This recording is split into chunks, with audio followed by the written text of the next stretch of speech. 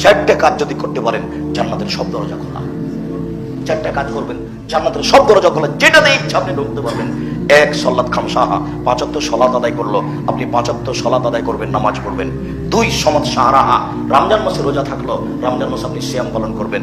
৩, আতাত বালাহা, স্বামীকে মেনে চলবেন। তিতা লাগলেও মিঠা লাগলেও মানা যায় না, গালি দেয়, অকথ্য ভাষায় কথা বলে, মারে, তারপরে আপনি মেনেই চলার চেষ্টা করুন।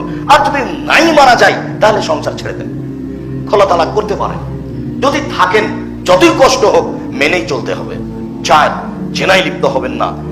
যদি ঘটে গিয়ে থাকে তাহলে আজ থেকে না করে দেন, ইনশাআল্লাহ রাসূল সাল্লাল্লাহু আলাইহি ওয়াসাল্লাম বলছেন যে তার জান্নাতের সব দরজা খোলা। আল্লাহ রাসূল বলছেন, শোনো, তোমরা ৬টা জিনিস গ্রহণ করো, আমি তোমাদেরকে জান্নাতে নিয়ে যাব।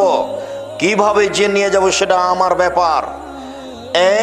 ১, অসদকে জাহাদ্দাস্তুম, কথা বললে সত্য কথা বলো।